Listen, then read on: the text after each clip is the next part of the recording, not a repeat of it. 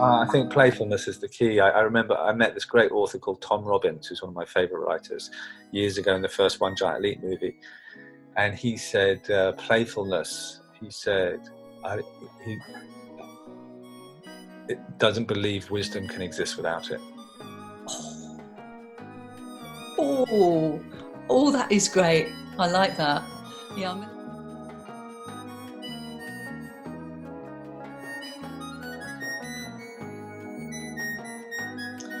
Hello, welcome into Chi Time, another episode for you here. I'm Clara Apollo, and I like to chat with a variety of people about the topic of personal energy. That is the chi that you have, the energy that you have to then be able to do everything else that you want to do. And on this episode of Chi Time, I have for you Jamie Catto. Yes, he used to be part of Faithless. He's also a creator and a producer and a director. He directed, co-directed that incredible One Giant Leap film and soundtrack, which was huge.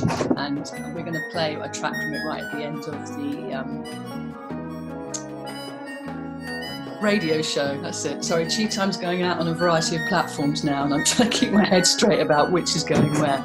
And if you're watching this on video, then we're not going to be able to play the music, so you have to head over to the UK Health Radio audio version of this show. So now Jamie does lead loads of transformative workshops with the topics of, like, what about us, transforming shadows, insanely gifted, which is also the title of his amazing book, and there's one called Mojo Blast, and then there's another that he collaborates with Ruby May on called Bitches and Bastards. So it's going to be great chatting with him, because I know that he practices Qigong and he's really hot on self-care, although he probably doesn't quite use those words. So let's get him on the other screen and see what Jamie Catto has to share with us here on this edition of Chi Time. Hello, Jamie. Hi there. Hi, welcome to Chi Time. Thank you. You're welcome. So I've really been looking at the topic of self-care here on the show, from coming at from very different angles. And I know that it's something that you flat on about a lot in a good way, because without self-care, we are useless, really, not only to ourselves, but to everyone else. So how do you look after yourself? There are many, many dimensions of it. The one of the primary ones, which is what I've been exploring most of all in the workshops and the groups, is not just self-caring for the front mind version of you who you think you are, but caring from the host of crazy characters that live in your head that are always with you, ready to jump forward if their particular agenda is questioned. And they all have self-care needs, or rather you have to care for them like your own little cast of One Flew Over the Cuckoo's Nest. So self-care is across the board, isn't just for me, it's for the whole gang of loonies that live inside my mind. That is so brilliant. So how do you get them to sort of like let go, so that, you know, do you sort of self-care the whole lot at once? So you go, look, this is for you, so you're going to have to just hold back for a bit. I'm going to get to you in a minute. Or do you find that they all respond to certain protocols that you invite in? Oh, absolutely. Well, the second bit first. When I am practicing my new religion that I've invented, which is called the religion of the 8 bowls, it's worked for me so much, I would just think everybody has to do it. Lisa was telling me the other day, she goes, you think you came up with the 8 bowls? It's a really old thing from Buddhism. I bet it isn't. Anyway, I invented it before Buddhism. All I know is that when I tend to these 8 bowls of fulfillment, when I make sure that I got it when I was being sort of, like super codependent relationship after relationship, and just making it far too central to my life. Like, if the relationship was shit, everything in life was tinged with a kind of greyness. And if it was going amazingly, everything in life felt fine. And far too much depended on the status of her or the relationship for the rest of life to feel okay. And it was just not good for me. And so I learned actually through that, this thing that popped into my head about this idea of 8 bowls, and if I really looked at all the areas of my life that really fulfill me, make me feel enriched in healthy ways, and I make sure that because what I tend to do also, when I used to be in relationships, I would also not really, I would have such an unevenness of my attention that some vital parts of my life would really fall to the wayside, especially friendships, you know. It's so easy when you're in a partnership relationship, or, you know, doing the kids thing, to sort of lose touch with your friends. And I realized actually a couple of years ago, wow, you know, nearly everyone I see in my life is either a client or one of my kids. And even though I absolutely love the people I work with and everything like that, so I really started tending to those 8 bowls, particularly the friendship one, particularly time with kids without screens, you know, really, really connecting deeply with them and savoring the tiny amount of time you get with them as each age. I mean, I would freeze as a dad. I wish you could freeze every age for 10 years. I'd love 10 years for them at 7, 10 years for them at 8, 10 years for them at 9. I could do easy. I could do a decade. I could do 100 years of that. So it's so brief, you know, so like that's a rich and really beautiful, important bowl for me. Also creative productivity. I love when I've written a song or written a blog or thought up something. I feel that's another thing that puts me to bed with a smile on my face, and I feel fulfilled. I won't go through all 8 right now, but those 8 bowls. Oh, go on. Did you just say? Do it. I'm fascinated. Those 3 already are really resonating. Okay, the 4th one I would say is being of service. So just teaching the workshops, sitting one-on-one. There's a kind of an occupational hazard in our job. I'm sure it's the same with you, where you end up becoming the village priest in lots of different ways. You're the person people call when someone's ill, or someone's died, or someone's bankrupt, or whatever. So that's a bowl, to suddenly sort of be on call for whoever Allah sends across the path, you know. Sounds a bit grandiose when I say Allah, but that really is how it is. Also, solitude and nature. When I actually bother, I'm really lazy. I don't have a dog. The kids aren't young enough for you to be able to force them out the house anymore. So when I actually, you know, get out into Hampstead Heath or nature or whatever, it's like I always like feel really, really fulfilled and good and fed by the trees. Like I really, being among big old trees on Hampstead Heath, it really feeds me. That's another bowl. Another one is body care and home care. I feel really, really good when I've done everything slowly, washed my body, moisturized, exfoliated, done all the laundry, folded it perfectly. There's organic food, veggies in the fridge. Like when I've kind of done that home body thing diligently and slowly, I feel really, really enriched and full. So that's another really important one.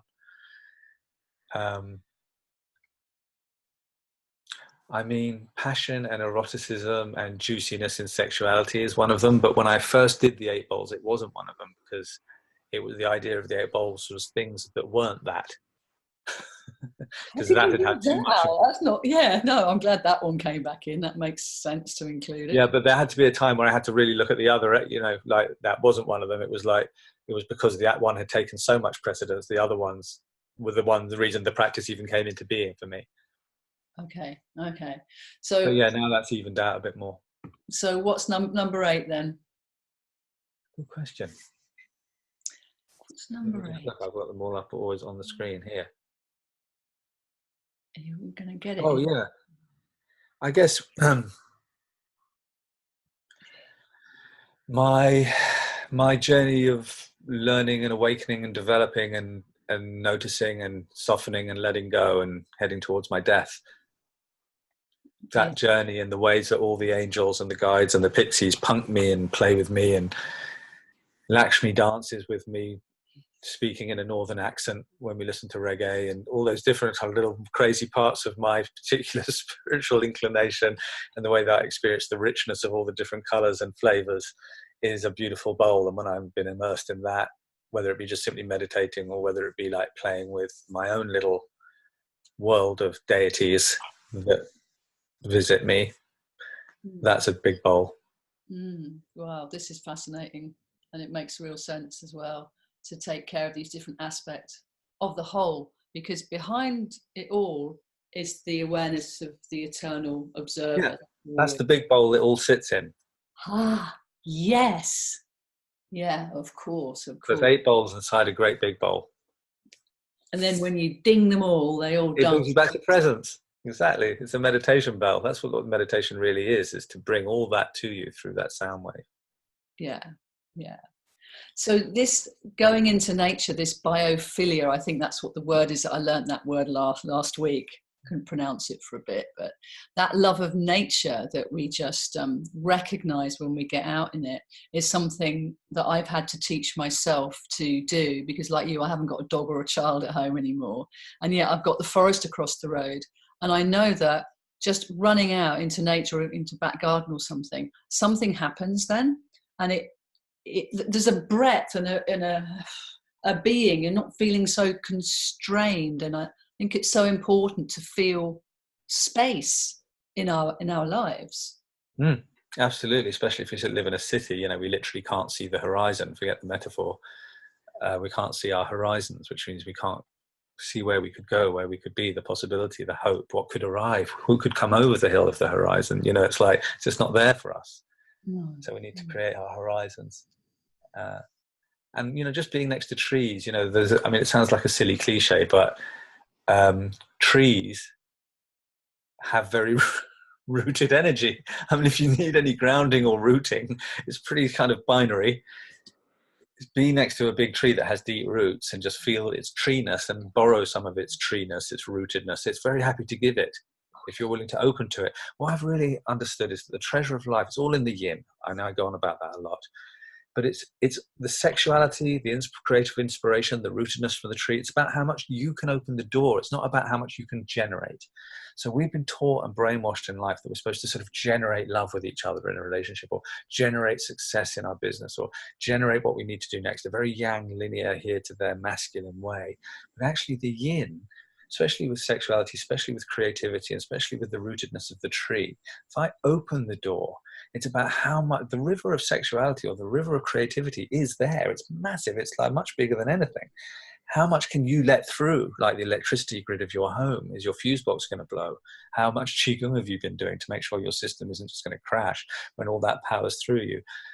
Something like Qigong, I think, is essential, some sort of internal practice so that you can feel the energy of your body and know it well so it doesn't collapse you, is fundamental to this. So that's maybe a little bit of diligence you have to do. But apart from that, just opening the door, that, you know, I've really, really noticed that in lovemaking and in creativity especially, that it's about how much one wants to open the door to let through will take you. How much do you want to be taken? And how much can you let it be bigger and let it be bigger and let it be bigger?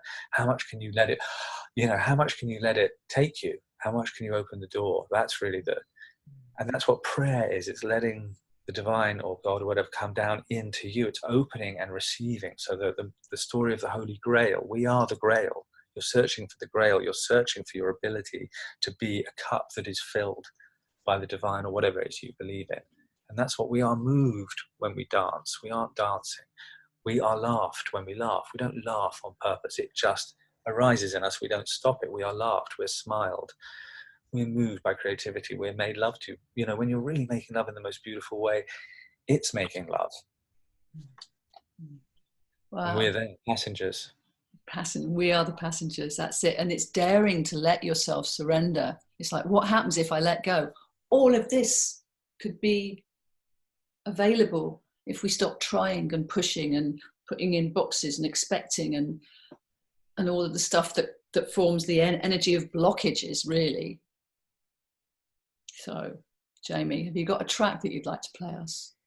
It's a bit soppy. Okay. But I don't often get the chance to sort of play random tracks here and there. So this is a demo we did in a day. So I'm just making that excuse. I love it because it's soppy. I love it. The verse is about, like, you know, those times in a relationship when you're just like feeling like disconnected, or like, did something just change? You're getting paranoid, you know, those weird jumpy moments in relationships. But you realize that if you're with the right person, then it's all right to be a mess, because no one's going to be the parent of your inner child, but we can each be like step parents to each other's. You've got no responsibility at all, but you're there because you love them and you want to help out. That's like the attitude with looking after each other's inner children in relationship. You want it. It's not like, no, yours is mine, yours is mine. No, of course you want to help, and you know that they're messy and they know you're messy. So they become a safe place sometimes for the pain of never having had that to rise up and heal. that doesn't mean it's always fluffy when you're with someone when good healing's going on. Sometimes they've become a safe place where you can let it all hang out responsibly, and with, consensually, collaboratively.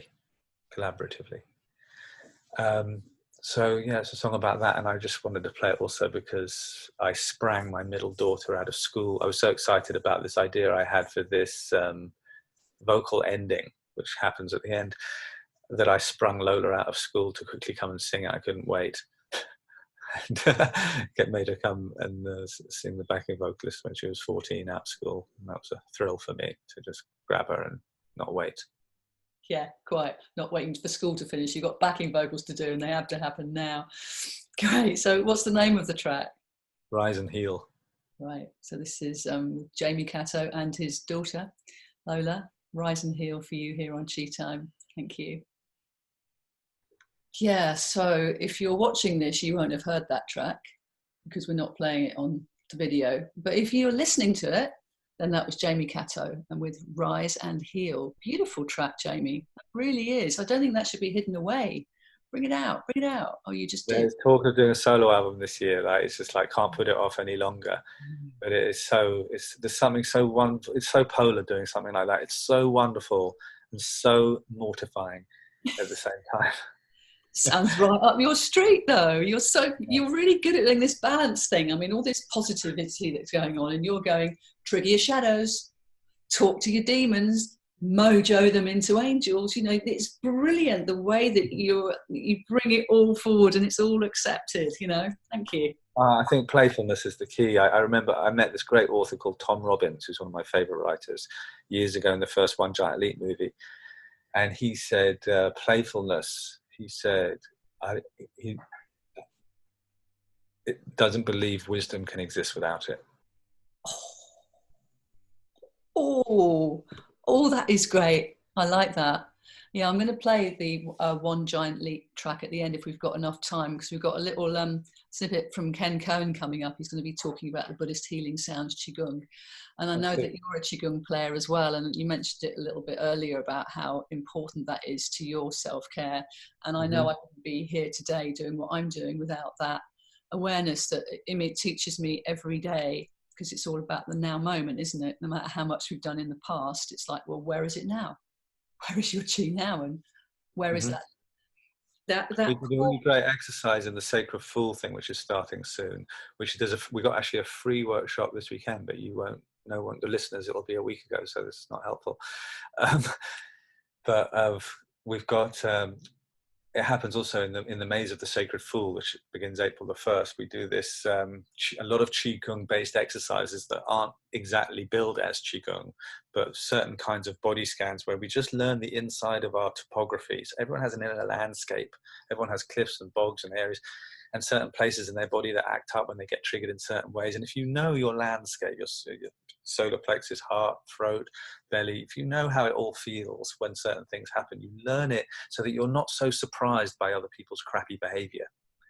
It doesn't impact you as much because you know, oh, that's there, oh, that's here, that's there. It's not some big surprise anymore. You know how the insides work, and therefore you know how to self-care, because it's the listening to that all the time that is the constant menu of how you're meant to be self-caring today. And it may be a tender feeling that needs you to maybe cancel a meeting and sit under a tree for self-care, or it might be that you're feeling a bit sort of dehydrated and you realize, shit, I didn't drink hardly any water today. I went from here to there and I never, just like your body, if we're really listening to our insides, will give us the total menu of self-care all the time, both psychologically and physically. But it's about that inner awareness. So we develop this CCTV we've called full body listening. That's a motion sensitive camera on our insides that's always on. So you can be doing this, that, the other, but the moment something moves on the inside, click, the camera goes, oh, solar plexus.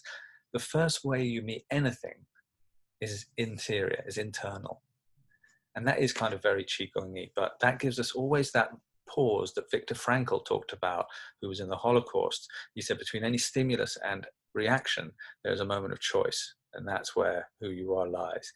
And you can't have that moment of choice. We're so reactive, we're so fragile, we're so quick to misinterpret someone else's intentions and start thinking they don't care about me. We're such divas that we have a lot, and with all the screen stuff, we could be in danger of losing that moment of space, that moment of choice, so that when you piss me off, I have a moment to feel it, go, God, I hate her right now. But not actually have to spit something back at you or send you that email. There's that moment. And the accumulation of all that is the end of war in the whole world. So that moment of space is very precious to me, and it only comes from having an intimacy with how you feel on the inside at any given moment.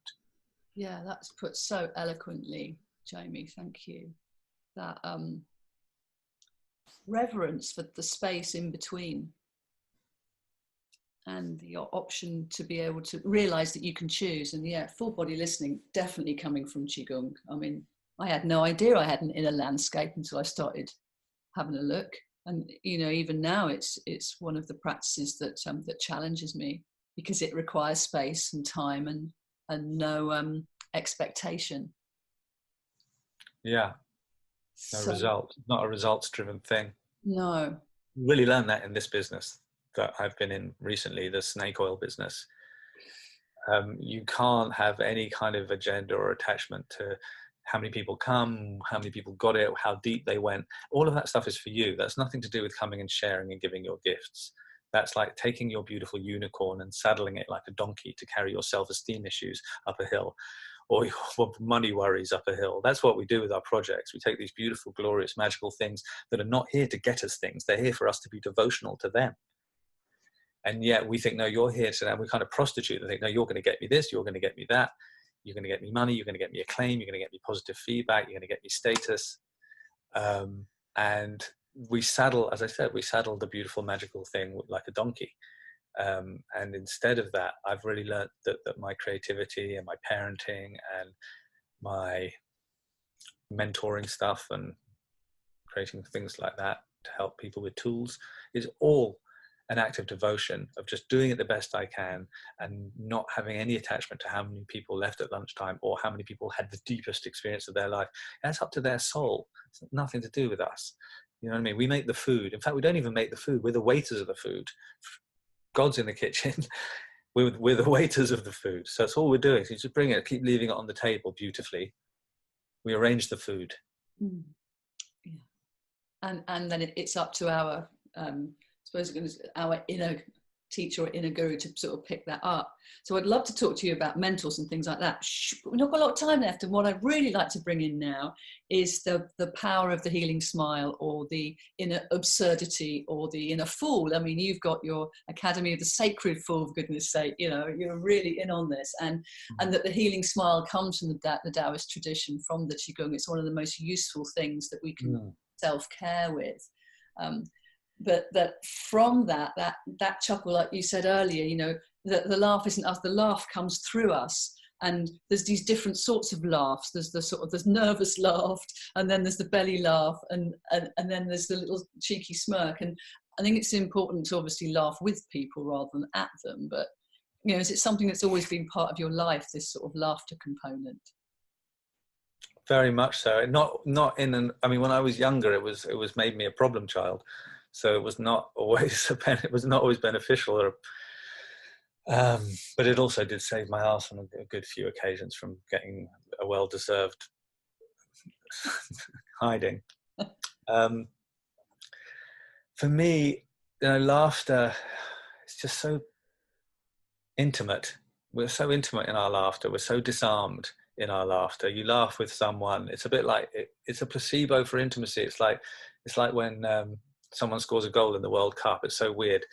You're in England, you know, standing next to someone in a pub or whatever, you would never even have eye contact with them. You know, like, I'm in my bubble, you're in your bubble. But it only takes a millionaire to kick a sort of spherical bit of leather into a net to suddenly you be jumping up and down, hugging each other. And it's kind of a placebo for all of those barriers and all that Englishness and all that ingrained stuff to vanish in a moment.